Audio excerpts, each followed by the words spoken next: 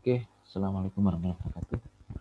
Eh, Sekarang saya akan share tentang materi eh, lanjutan yang sebelumnya ya. Jadi kalau sebelumnya kita sudah belajar tentang sejarah mikroprosesor, kemarin kita sudah membahas tentang BAS, oke. Nah, sekarang saya ingin membahas tentang BAS, tentang pengalamatan, oke. Nah, kemarin kita sudah belajar tentang apa itu BAS. Jadi Anda pahami bahwa di dalam prosesor ada 3 bus, bus alamat, bus data, dan bus kontrol. Nah, kita akan lebih dalam terkait dengan bus dan nantinya kita masuk ke dalam memori. Oke. Nah, saya akan mengulang lagi sedikit tentang bus. Jadi di dalam mikroprosesor ada 3 bus utama, bus alamat yaitu menentukan akses, istilahnya prosesor selalu harus mengirimkan alamat untuk menentukan kemana dia akan mengakses, ke alamat mana dia akan mengakses. Oke. Kemudian yang kedua adalah kontrol. Nah, kontrol ini secara umum hanya dua, read atau write. Write artinya bahwa data itu dikirimkan dari prosesor, jadi prosesor yang memerintahkan memori untuk menulis. Oke. Kemudian kalau read itu berarti informasinya dari memori yang dikirimkan ke prosesor. Oke. Sehingga kalau sebelumnya sudah dibahas bahwa bahasa alamat ini searah hanya dari prosesor ke peripheral, baik itu memori atau I/O. Kontrol juga seperti itu, dari memori ke I/O. Tetapi bus data ini bisa dua arah, artinya data itu bisa berasal dari prosesor yang dikirimkan ke peripheral atau dari peripheral dikirimkan ke prosesor. Oke. Nah, ini adalah satu contoh ya, misalkan saya di kehidupan sehari-hari ini analoginya. Saya memerintahkan misalkan tulis elektro di buku Anda. Nah, ini adalah salah satu perintah. Katakanlah misalkan saya adalah mikroprosesor, kemudian Anda adalah memori. Dan saya ingin Anda menulis informasi yang saya kirimkan. Berarti saya akan membutuhkan 3 informasi ini. Yang pertama adalah tulis perintahnya, okay. Elektro datanya di buku Anda, alamatnya. Jadi 3 ini harus ada. Misalkan hanya tulis, Anda pasti bingung, apa yang ditulis? Kemudian tulis elektro, saya nulisnya harus di mana? Di papan tuliskah? Atau di mana? Tapi dengan adanya 3 informasi ini, tulis elektro di buku Anda, maka akan jelas. Sebaliknya misalkan saya kepingin Anda informasi dari peripheral, misalkan. Saya akan merintahkan misalkan, baca halaman 1 buku itu. Oke, nah dari sini Anda paham. Halaman 1 buku itu adalah alamat, sedangkan baca adalah perintah untuk membaca. Selanjutnya apa yang dilakukan oleh Anda? Anda akan membacakan itu. Artinya apa? Bahwa data akan dikirimkan dari Anda menuju ke saya atau dari peripheral ke prosesor. Nah, itu konsepnya, apa itu bedanya write dan read. Oke. Oke, kita lanjut ke bus alamat. Nah, kita akan fokus ke tentang bus alamat. Intinya bus alamat berfungsi untuk mengidentifikasi alamat peripheral. Baik itu bisa peripheral ini bisa memori, bisa I/O. Memori itu berarti tempat untuk penyimpanan ya.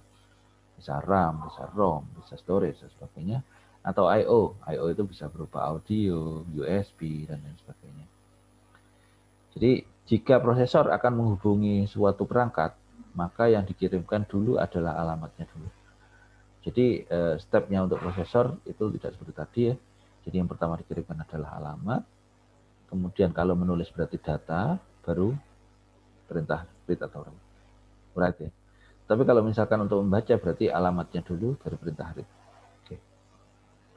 Nah karena bus alamat ini hanya satu arah, jadi hanya dari prosesor ke peripheral, maka sifatnya adalah satu arah, hanya dari prosesor ke piranti. Oke. Nah sekarang saya akan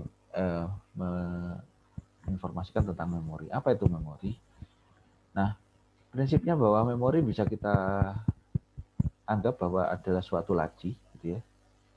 Ini adalah laci di mana masing-masing kotak di sini itu hanya bisa menyimpan 1 bit informasi. Bitnya bisa 0 atau 1, pilihannya hanya itu. Kalau nggak 0 ya 1 gitu ya. Nah, di dalam memori ini terdiri setiap baris, oke, setiap laci itu ada 8 kotak. Nah, di mana masing-masing kotak ini bisa menyimpan 1 bit seperti yang tadi saya sampaikan. Nah, di dalam memori ini misalkan ada 4 baris. Oke. Sehingga kalau misalkan saya mengambil laci pertama, saya tarik laci yang ini, maka secara otomatis 8 data ini bisa kebaca. Nah, itulah konsep memori. Jadi, ini adalah bus data, misalkan di sini adalah bus data. Bus data itu akan menunjukkan berapa banyak data yang bisa dikirimkan sekaligus dalam satu saat yang sama. Oke. Kemudian bus alamat fungsinya apa? Bus alamat fungsinya adalah memilih laci mana yang harus dipilih untuk dikeluarkan datanya. Jadi seperti itu. Nah, karena lacinya ada 4, oke, berarti butuh berapa bit bus alamat? Maka kita bisa gunakan rumus 2 pangkat N, rumus biner. Jadi karena semua sistem dalam komputer adalah bilangan biner, maka fungsinya adalah 2 pangkat N.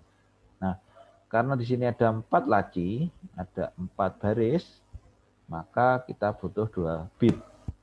Di mana kombinasinya 2 bit adalah 2 pangkat N adalah 4, berarti kombinasinya adalah 00, 01, 10, 11. Nah, masing-masing alamat, masing-masing kombinasi 2 bit ini akan merujuk kepada satu baris tertentu. Oke, jadi misalkan seperti ini adalah baris alamatnya, misalkan seperti ini. Jadi misalkan yang diakses adalah alamat 00. Maka yang mana yang aktif? Karena 00 adalah baris pertama, maka baris pertama ini yang akan aktif. Oke, baris pertama akan aktif, datanya akan sama dengan baris pertama. Jadi seolah-olah dengan mengirimkan alamat 00, maka saya menarik laci alamat 00 dan mengeluarkan semua data informasi ini ke bus data. Paham ya? Gimana kalau misalkan alamatnya saya rubah jadi 01? Berarti 01 yang mana? 01 ternyata baris kedua. Berarti saya tarik baris kedua, saya keluarkan semua informasi datanya ke bus data. Jadi seperti itu. Gimana kalau misalkan alamatnya adalah 10? 10 berarti ya sama seperti tadi.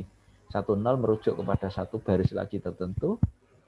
Saya tarik baris itu, datanya saya keluarkan di bus data.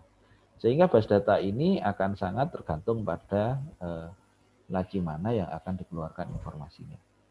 Oke, gambarannya seperti itu. Saya harap Anda sudah paham bahwa tentang memori. Jadi sangat penting pemahaman tentang memori, bus alamat, dan bus data. Bus alamat adalah menentukan alamat mana yang akan diakses. Oke, bus data itu akan berfungsi untuk mentransmisikan atau mengirimkan data yang sudah terpilih tadi. Alamat yang sudah terpilih itu dikeluarkan semua sekaligus. Jadi bus datanya tinggal berapa bit? Kalau 8 bit berarti ya 8 bit informasi yang keluar. Kalau 16 bit ya 16 informasi. Oke, kita lanjutkan. Nah, bagaimana dengan gambaran IC memori? Bahwa sebenarnya IC memori itu seperti yang saya gambarkan tadi, ada bus alamatnya, ada bus datanya. Bus alamat ini biasanya dituliskan dengan 0 atau 1. Oke. Kemudian bus data ini biasanya digunakan D0, D1 sampai D7, misalkan 8 bit. Kalau 16 bit berarti ya D0 sampai D15. Isinya kurang lebih seperti ini, jadi seperti sel-sel tadi ya, sel-sel memori tadi, tetapi biasanya di dalam penggambaran itu kita tinggal gambarkan kotak memori, dalamnya kita tidak perlu jelaskan mekanismenya, tetapi yang penting adalah Anda paham bahwa di dalam memori ini ada 2 bit bus alamat dan ada 8 bit bus data. Di mana pada saat saya mengakses berarti ada 2 kombinasi, ada 4 kombinasi, 2 pangkat N. 2 pangkat 2. Berarti ada alamat 00, ada alamat 01, ada alamat 10, dan alamat 11. Jadi ada 4 kombinasi. Di mana setiap saya memilih satu alamat, maka akan ada satu data yang keluar di sini.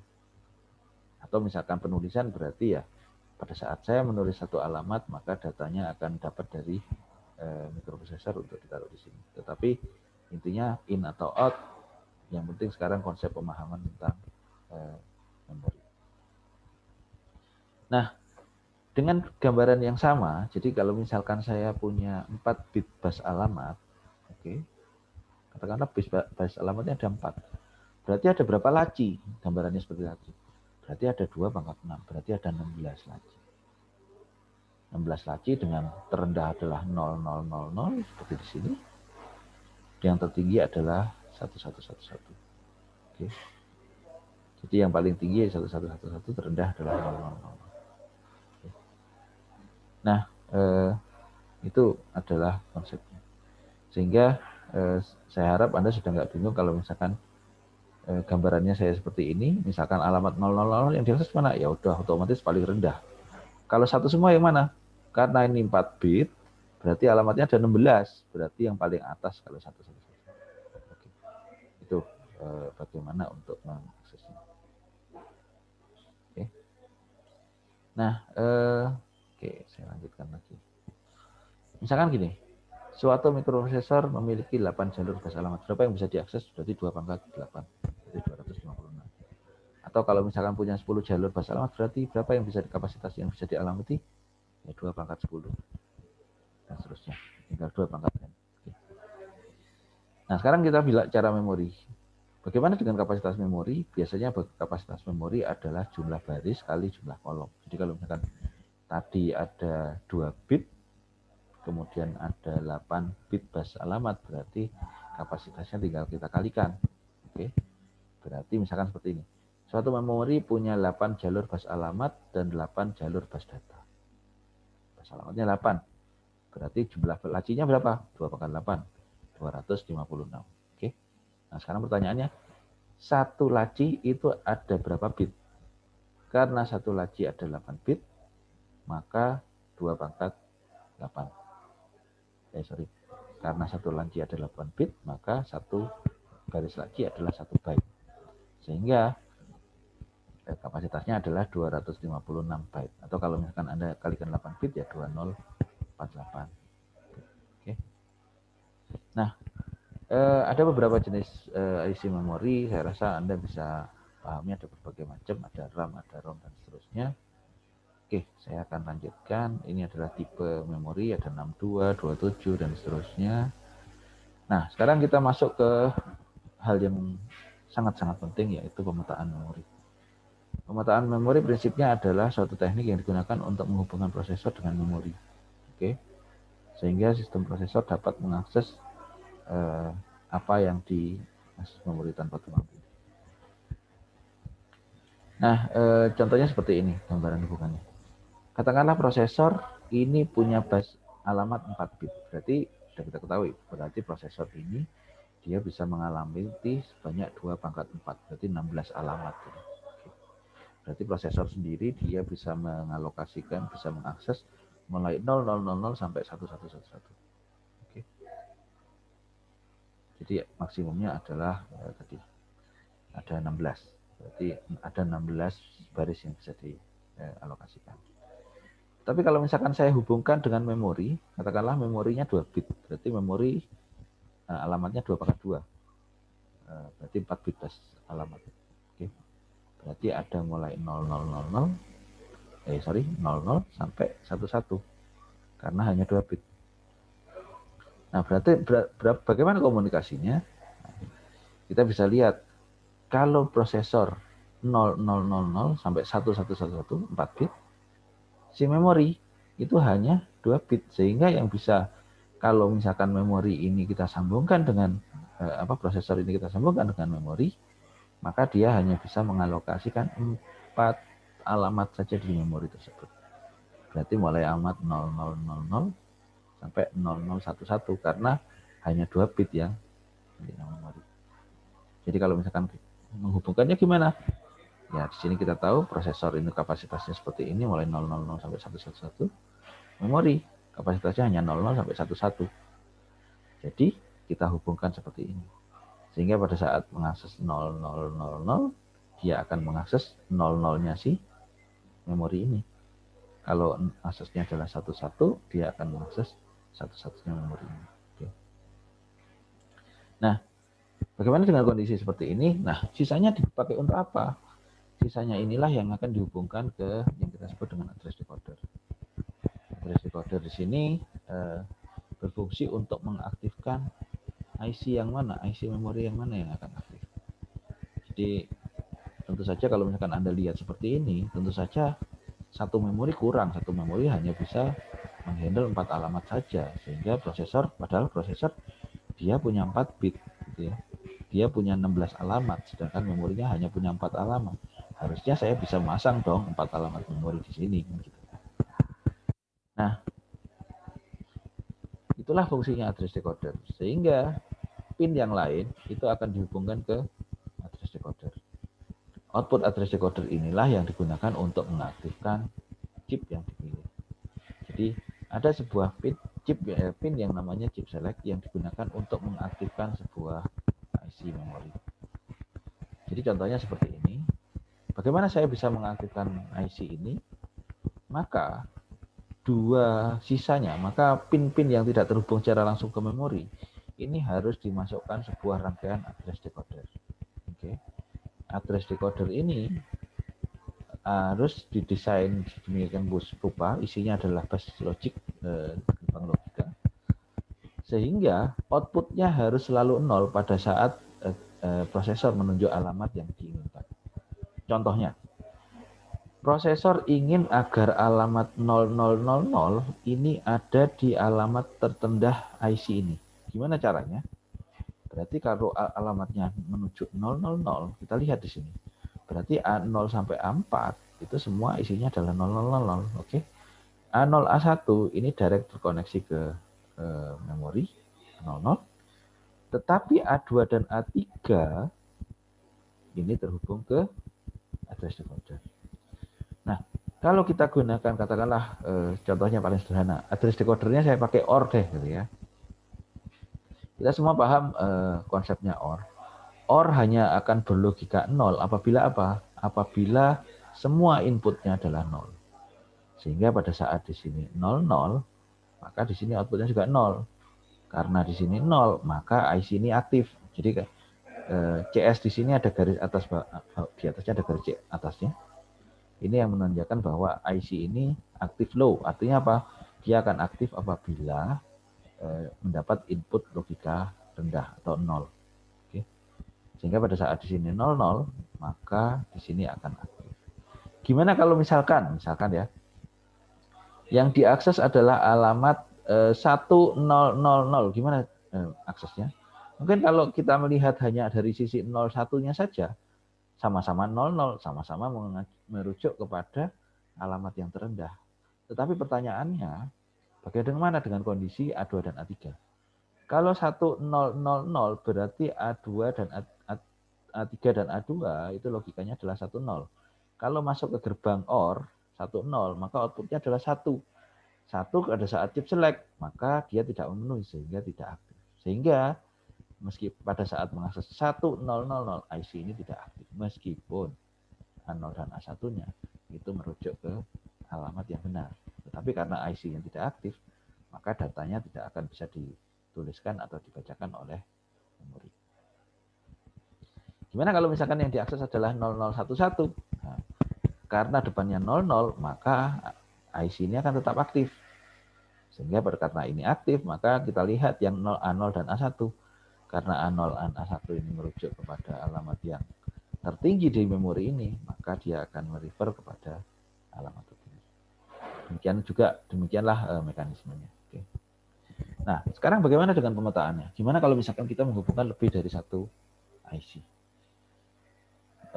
Contohnya seperti ini. Kalau misalkan prosesor katakanlah 4 bit. 4 bit berarti dia bisa punya 2 pangkat 4, bisa 16 byte kapasitasnya. 16 lah. Sedangkan di memori berkeping, ini satu memori, ini kapasitasnya adalah bus alamat adalah 4 byte. 4 byte itu berarti ada 2 pin. Gimana ngitungnya ini ya. 4 byte, kalau misalkan katakanlah bus alamatnya 8 bit, berarti 4 byte dibagi 1 byte, karena 1 jalur ada 8 bit, ada 4 alamat. Dengan 4 alamat berarti berapa addressnya? Berarti 2 pangkat N sama dengan 4, berarti N-nya sama dengan, berarti ada 2 pin. Oke. Artinya masing-masing ini ada 2 pin. Sedangkan dari prosesor, ini karena 16 byte, 16 bagi 2 pangkat N sama dengan 16, berarti 4. Berarti dari sini ada 4 jalur, dari sini ada masing-masing 2 jalur. Jadi seperti ini. Jadi si prosesor itu punya 4 pin alamat. Oke. Tetapi sedangkan masing-masing ini memiliki 2. Ini kita ambil contoh 2 memori saja biar nggak terlalu kompleks. Nah, masing-masing ini sama statusnya. Oke. Masing-masing kapasitasnya hanya punya A0 dan A1. Tentu saja kalau misalkan A0 dan A1-nya merujuk ke alamat 00, ya dua-duanya dapat 00. Dan dua-duanya sama-sama merujuk alamat terendah di masing-masing memori. Nah, pertanyaannya, bagaimana membedakan yang mau saya akses M1 atau M2? Itulah tugasnya address decoder. Address decoder kita memanfaatkan pin-pin yang tidak terhubung langsung ke memori. Jadi contohnya adalah A2 dan A3. Nah, contohnya seperti ini. A0 dan A1 langsung terhubung ke memori. Jadi pada saat ini 00 ya benar, dua-duanya sama-sama mengakses alamat terendah. Karena si M1 dan M2 ini tidak bisa membedakan aksesnya berdasarkan A0 dan A1 karena dua-duanya identik IC-nya, kan gitu ya. Bedanya yang mana? Bedanya adalah ini. Pada saat ada address decoder, maka kita harus setting, menentukan tipenya gitu ya. Contohnya seperti ini, saya menggunakan OR seperti yang tadi. Pada saat 00, maka di sini logikanya akan 0. Sehingga pada saat aksesnya ke 0000, oke, maka input address decoder ini adalah 00, outputnya adalah 0, sehingga 0 ini akan aktif. Sehingga, oke, dengan konfigurasi seperti ini, yang aktif hanya M1. M2 tidak akan aktif. Sehingga kalau misalkan ada penulisan atau pembacaan data dari prosesor, itu yang akan menangani adalah M1. Oke, itu adalah sepintas penyederhanaan bagaimana untuk mengakses ini. Jadi kalau misalkan kita lihat contohnya seperti ini, kalau Anda bisa lihat, jadi di sini sama ya, 00, di sini sama-sama mengakses alamat terendah. Jadi bisa kita pilih yang, misalkan ini saya geser, oke. Nah di sini Anda bisa lihat bahwa pada saat A0 dan A1-nya 00, dua-duanya alamat terendahnya aktif. Tetapi siapa yang menentukan IC 1 atau IC 2 yang aktif? Itu adalah si prosesor. Oke. Oke, saya kembalikan dulu ke sini. Nah, ini adalah contoh misalkan bagaimana kalau suatu prosesor memiliki 8 bit base alamat, IC tersebut dihubungkan dengan IC memori dengan 64 byte. Oke. Prosesor 8 bit base alamat, kapasitas memori 64 byte. Sehingga berapa jalur? Jadi 2 pangkat N sama dengan 64, hasilnya adalah 6. Sedangkan prosesor ada 8 bit. Gitu ya. Berarti prosesor punya 8 jalur, memori punya 6 jalur. Berarti sisanya ada berapa? Ada 2 yang bisa kita gunakan untuk address decoder. Sehingga dari sini kita bisa tahu bahwa, oh berarti kalau 8 bit, berarti kapasitasnya adalah 2 pangkat 8, 256. Sedangkan kapasitas memori 1 itu 64. Berarti saya maksimum bisa masang berapa memori? Berarti 256 bagi 64 atau bisa 4. Atau di sisi lain kita lihat pinnya. Prosesor ada 8 bit, oke. Kapasitas memorinya 64 sehingga pinnya ada 6. Berarti 8 dikurangi 6, ada berapa sisanya? Ada 2. 2 sisa pin yang digunakan untuk address decoder. Berarti berapa banyak IC yang bisa kita pasang? Ya, kita tinggal 2 pangkat sisa pin tadi. 2 pangkat 2. Berarti bisa 4 pin, 4 IC memori 64. Itu ya. Nah, sekarang ini contohnya, saya dulu biar nggak mengganggu. Oke. Nah, bagaimana kalau misalkan seperti ini? Jadi, tadi ya, saya sampaikan, prosesor ada 8 bit, memori 64 byte atau 6 bit. Berarti A0 sampai A5 ini bisa terhubung langsung ke A0 sampai A5. Langsung. Berarti kalau gimana caranya kalau misalkan saya bisa memiliki beberapa memori, beberapa IC memori, ya tugasnya adalah tugasnya si ini, 2 bit ini. 2 bit yang tidak langsung terhubung ke memori. Inilah yang nanti bertugas untuk memilih IC mana yang akan digunakan. Nah, jadi ini solusinya. Prosesor 8 bit, kemudian memorinya 6 bit, dan seterusnya. Secara sederhana, bisa seperti ini. Sehingga 2 bit sisa, maka jumlah memori yang dapat dihubungkan adalah 4 buah. Nah, atau contohnya seperti ini, kalau kita petakan lebih detail. Oke. Jadi kalau misalkan tabelnya 64 bit, 64 byte pada prosesor 8 bit. Jadi A0 sampai A5 ini berarti langsung masuk ke prosesor, jadi langsung terhubung prosesor dengan memori. Sedangkan A7 dan A6 ini yang digunakan untuk memilih IC mana yang akan aktif. Oke, misalkan kita punya 4 IC, oke, 4 memori, berarti alamat pertama itu adalah 000 semua sampai 00111. Nah, sekarang Anda bisa lihat ya, pada blok alamat memori pertama, A0 sama A5-nya sama semua. Pada saat semua 0, berarti dia akan mengakses alamat terendah. Sama seperti yang tadi saya sampaikan kita presentasi sebelumnya, slide sebelumnya yang kalau 2 bit. Kalau 0 semua berarti alamat terendah, 1 semua alamat tertinggi. Demikian juga dengan IC kedua. IC kedua juga punya 0 semua, alamat terendahnya, 1 semua alamat tertingginya. Demikian juga IC ketiga dan IC keempat. Bedanya apa? Bedanya adalah depannya. Sehingga kalau pertanyaannya, alamat 0000 di mana? Ya otomatis di IC pertama, karena di sini 0000 dan seterusnya. Sehingga alamat 0. Alamat tertinggi dari yang ini, blok pertama berapa? Alamat tertingginya adalah 00111111. Atau kalau diheksakan berarti 3F heksa. Oke. Nah, bagaimana dengan blok yang kedua? Blok yang kedua berarti alamat memorinya di sini address kodenya adalah 01. Oke. 01 untuk dari sisi memori ya sama, semua 0 semua sampai 1 semua. Tapi depannya 01 sehingga alamat yang kedua kalau dari sisi prosesor berapa yang harus diakses untuk mengakses alamat blok kedua?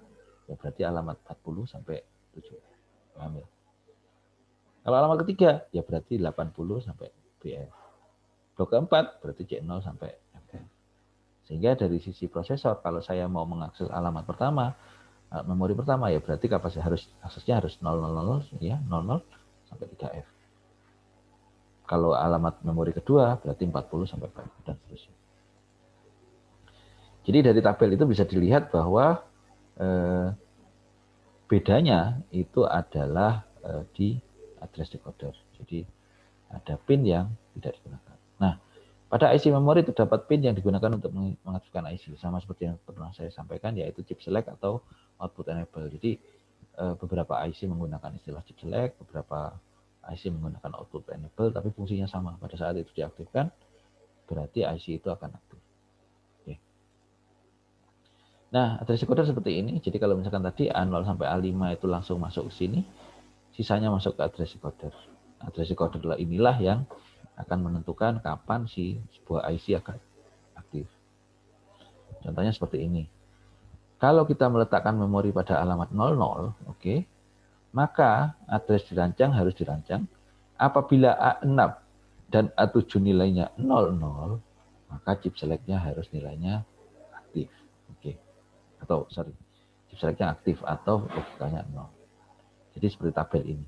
Jadi kalau A6 dan A7-nya 0, oke, maka outputnya harus 0. Itu kalau kita inginkan agar IC ini aktif di kedua. Yang lain gimana? Yang lain harus tidak 0 karena tidak mungkin di dalam satu kondisi itu beberapa IC nyala bersama karena bisa jadi bisa tabrakan datanya gitu ya. Sehingga pada satu alamat memori itu hanya boleh satu saja yang aktif. Oke. Nah, ini adalah contoh misalkan saya menggunakan OR. Jadi mirip seperti yang tadi saya sampaikan. Kalau misalkan, atau saya bisa menggunakan OR, berarti kalau misalkan semuanya 0, kalau 00, Anda tahu OR, Kalau inputnya 00, maka outputnya 0 pasti. Kalau inputnya salah satu nggak 0, maka outputnya pasti nggak 0. Sehingga memorinya hanya aktif pada saat apa? Pada saat A6 dan A7-nya nilainya 0. Atau bisa diganti dengan rangkaian yang lebih robust menggunakan gerbang ini. Gerbang NAND dengan di inputnya. Logikanya sama ya. Kalau inputnya dari A6 ini 0, masuk ke inverter otomatis jadi 1. 0 di A7 masuk ke inverter jadi 1. Gerbang NAND, not AND ya, masih ingat ya. AND hanya berlogika 1 apabila kedua-duanya adalah 1. Kemudian di-invert jadi 0. Berarti hanya akan outputnya hanya 0 apabila kedua inputnya 1. Nah, rangkaiannya seperti itu. Dengan cara yang sama kita bisa memetakan, misalkan kita ingin letakkan pada 80 heksa. 80 heksa itu berarti berapa? Berarti 80 heksa adalah 1000000. Oke. Berarti A7-nya 1, A6-nya 0. Berarti gimana agar ini aktif pada saat 10? Maka kita setting, kita buat decodernya sedemikian rupa agar pada saat A7-nya 1 dan A6-nya 0, maka memorinya akan aktif. Oke. Nah, bagaimana untuk pemetaan lebih dari satu IC memori? Sama seperti tadi. Jadi kita tinggal buat decodernya beberapa rangkaian dan masing-masing itu memiliki output yang berguna untuk mengaktifkan masing-masing IC. Jadi contohnya seperti ini. Prosesornya tetap 8 bit ya, seperti yang tadi. Kita bisa menghubungkan sebenarnya 4, tetapi di sini saya menggunakan 3 saja. Oke. Nah, rangkaiannya seperti ini. A0 sampai A5 ini otomatis semua IC sama-sama ya. A0 sampai A5 ini terhubung ke semua IC secara paralel. Artinya apa? Kalau A0, A5 ini semua 0, maka semua IC akan menunjuk alamat terendahnya. Oke. Kalau A0 sampai A5-nya ini satu semua, setiap IC akan menunjuk alamat tertingginya. Tinggal IC mana yang akan diakses. Nah, contohnya, kalau sekarang 00, oke. Kalau 00, berarti kita bisa lihat pada saat inputnya adalah 00, begitu masuk ke inverter, maka logikanya dari 0 menjadi 1. Oke. Dari 1, maka yang atas 0, yang bawah juga 0. 0 dan 1 menjadi 1, Anda lihat gerbang NAND yang paling atas. Karena yang ini 0, yang bawahnya 0, maka outputnya adalah 1, 1. Karena gerbang N yang paling atas ini nilainya 1, maka outputnya adalah 0. Sehingga yang ini aktif. Bagaimana dengan gerbang yang kedua? Kita lihat gerbang NAND yang tengah. Karena yang pertama 0 masuk ke inverter, berarti input yang pertama adalah 0. 1. Tapi bagaimana input yang kedua? Input kedua adalah nilainya 1. Sehingga karena inputnya adalah 1, 0, maka output gerbang ini adalah 1.